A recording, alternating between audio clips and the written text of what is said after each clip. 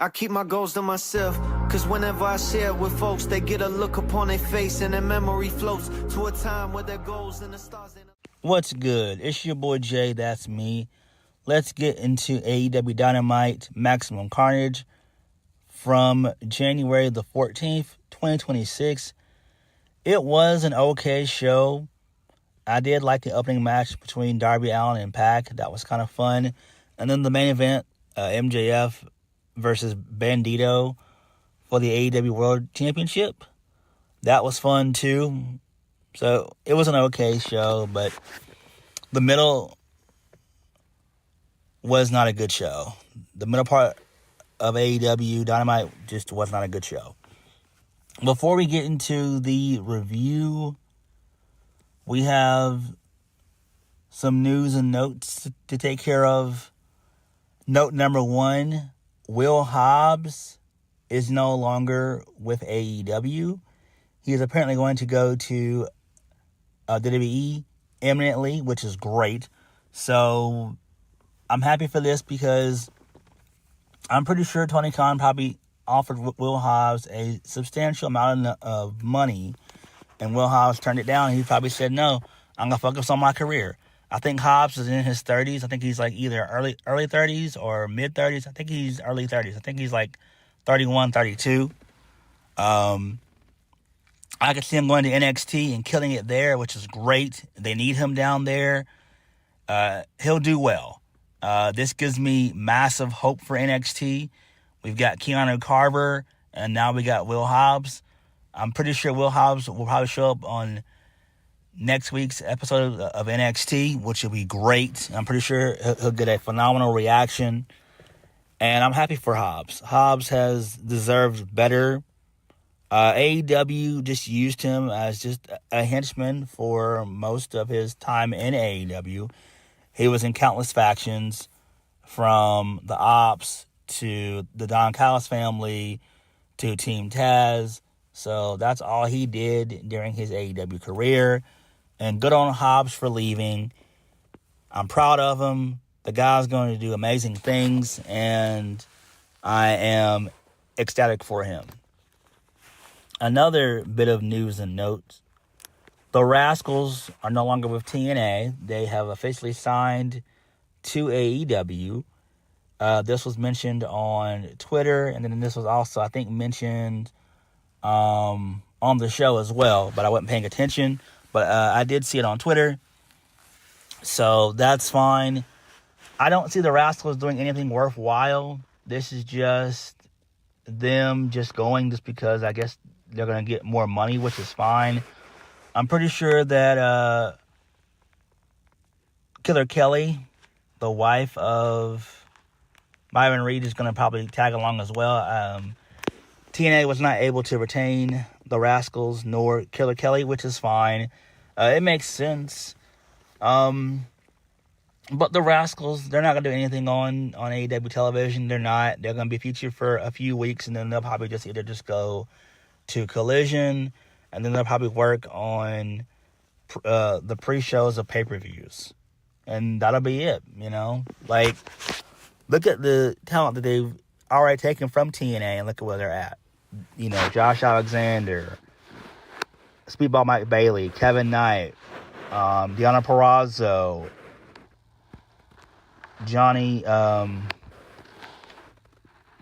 John Morrison, Taya Valkyrie. I mean, those three names are all on Ring of Honor. They're not doing anything worthwhile down there either. So, you know, but it is what it is. I mean, the Rascalz leaving, that's fine. They want to make more money. Good on them, but they're not going to be featured but for a couple weeks, and then off to Collision that they go. I'm just being serious. All right, so let's go ahead and get into the show. So we kicked the show off with Samoa Joe in a backstage promo. Samoa Joe says that he calls Adam Page a fool, and he says that he has to prepare for the trios match, but he put out a bounty on the head of Hangman Adam Page, and a vengeful hunter will claim his prize.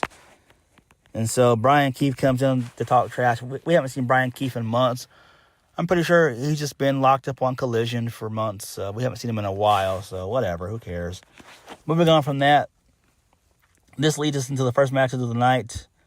Darby Allin defeats Pac. This match was pretty damn physical.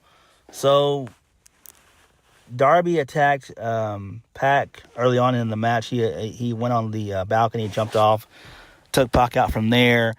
Pac ended up throwing Darby into the steel steps. He gave him a nasty overhead belly-to-belly suplex. The Death Riders came in to get involved towards the end of the match. Darby fought them off. Then Darby ended up using the steel chair on Pac. He ended up hitting the coffin drop. And he ended up hitting the Scorpion Deathlock. Pac taps out, and then that was it. So that was the finish there. This is fine, but again, I feel bad for Pac. Clearly, Pac just, he can't catch a break. Like, it sucks. Like, Pac is a good guy. He's good. But I don't know, man. Like, Pac just came back from being injured, and now he's on the injury list again, so whatever. So I'm guessing they wrote Pac off television, it seems like, because, he's not going to be back next week or the week after. Whenever you do an injury spot like that, an angle like that, Pac's going to be out for a while. And really and truthfully, if I was Tony Khan, I think it is time to cut my losses, cut your losses with Pac. I like Pac, but I think Pac will be better off in TNA. I really do. Pac is fucking awesome. But he's just been in AEW, and he can't catch a break. Moving on from that, this leads us into Hangman Adam Page defeating Brian Keefe. He wins via the Buckshot Lariat. Swerve came in. He distracted the referee because Big Bill got involved. Well, W. Morrissey got involved. And he was scared off by Swerve with the chain. So, post-match, Hangman gets on the mic. He tells Brian Keefe to go collect another bounty. Hangman tells Samoa Joe that he's going to take everything from him. Swerve then gets on the mic and says that tells that MJF that if he wins tonight, it means that he'll have lost because they'll be coming for him after him. He said this is 2026 and he has a New Year's resolution. It's been a while since he's been the AEW World Champion. Since he's had the title around his waist, and that's what the fans want. Not really. Swerve is not a top guy. Well, Swerve is a top guy, but Swerve's not really a star. But no, Swerve says that he says they'll make this Who's House. So Omega shows up. He gets a really good reaction. He says he doesn't mean to speak for anybody else in the ring, but he has something to prove. And that is when they called him the God of Professional Wrestling, it meant something. And if they still believe, he believes. He understands that winning the belt, you just can't be an EVP. Snap your fingers and make it happen. He says he has to win a few matches first. Whether it'll be friend or foe, he's going for that belt. So Kenny then looks at Hangman Adam Page, and Page tells him that there are three of them who want that championship. This is not a team effort, unfortunately. If they cross paths on the way to the championship, may the best man win. So the two of them, they dap it up, and then that was the end of the segment. Swerve gets an Omega space, both of them stare each other down. So Swerve and Hangman, they dip out. Then the Don Callis family shows up. Don says he has something important to say. He tells Kenny that he's always been a big fan, but he's always been a fan of MJF, but he thinks that, but he has to even question his logic, even thinking of even associating with a scumbag like Kenny Omega, but now Omega's back and he wants the title. He has to win some matches. He tells Kenny Omega that if he wants to wrestle, How about he wrestled the man who broke Kota Ibushi's leg and the man who sent Kenny Omega to the hospital, wrestled the walking weapon, Josh Alexander. Kenny tells him that he can barely hear him over the fans, but what it sounds like is that Don Callis issued a challenge. Kenny tells Josh that he has a bit of time tonight, so Don Callis then stops Josh Alexander. Don says that they've known each other for years. Don mentions Daddy. And he wanted to remind Kenny Omega how their relationship works. Omega does what Daddy says. Daddy decides when matches happen. What the hell? This is some weird, dumbass gay shit. He says Kenny Omega will get Josh next week on Dynamite. Because what he says goes. So, whatever. And then Omega does the usual Omega promo, good night, bang, whatever, who cares? Not that important. I don't care about this. Clearly, the reason why they're doing this is because WWE is going to be doing CM Punk versus Finn Balor for the World Heavyweight Championship on Monday Night Raw, this upcoming Monday.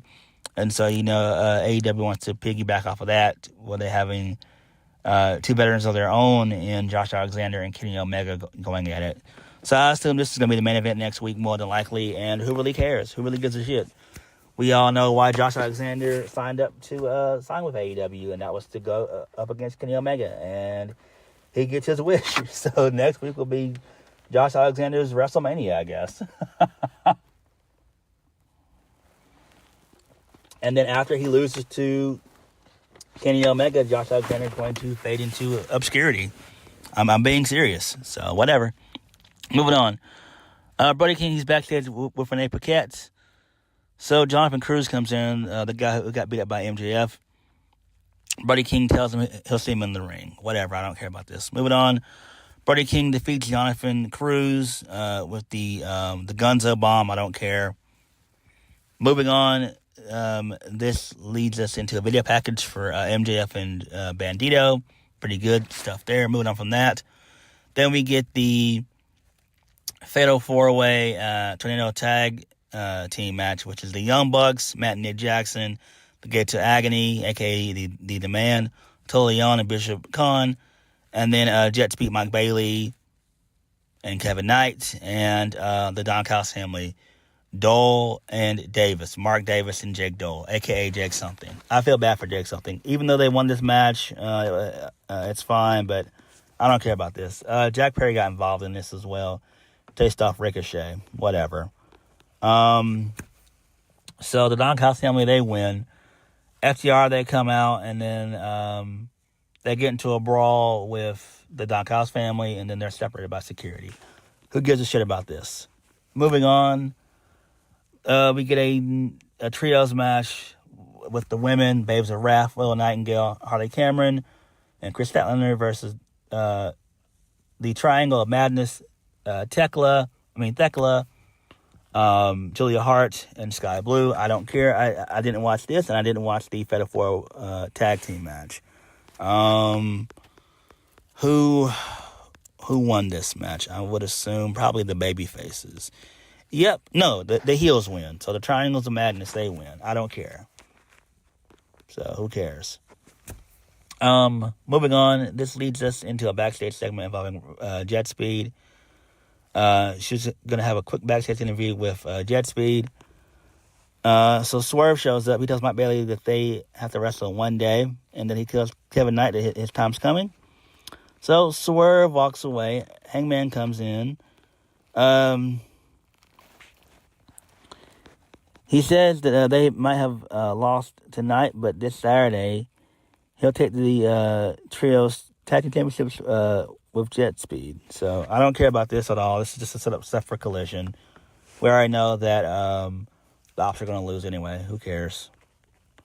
Main event of the evening, MJF defeats Bandido to retain the AEW World Championship. And he ended up locking in the Yes Lock. And Bandido just passed out. So this match was pretty okay. I liked it. Bandido got to do some of his power moves and stuff, which was great. I love that. This is a pretty fun little TV match here. MJF ended up hitting the Earth armbar. Bandido was able to fight out of it, but MJF transitioned that into the Lavelle lock, and then that's how he got the win. And then Bandido passed out, so that's fine. Post-match, MJF gets on the mic, and he says that when Bandido's going to be AEW World Champion one day, he laughed. But after wrestling him, Bandido was right. MJF says, as much as it pains him to do this, Bandido will be world champion in AEW, which unfortunately means he has to do this. So MJF beats up Bandido, and then Brodie King comes out to make the save, and MJF flees, and then that was the show. So clearly they're going to set up MJF versus Brodie King for the AEW World Championship at some point. It doesn't matter when. I don't care. We know that MJF's not losing that title until Will Ospreay returns. So Kenny and Swerve and Hangman, they're all just going to be casualties for MJF. You know, that's all it's going to be. It's not really going to matter. Same thing with Samoa Joe. So, whatever. Dynamite was boring as per usual. I did like the opener, and I did like the main event. Everything else on the show was just, dog shit. I'm guessing we could get an Omega. Maybe Omega does win the triple threat that they're probably going to end up doing with Swerve, Hangman, and Omega.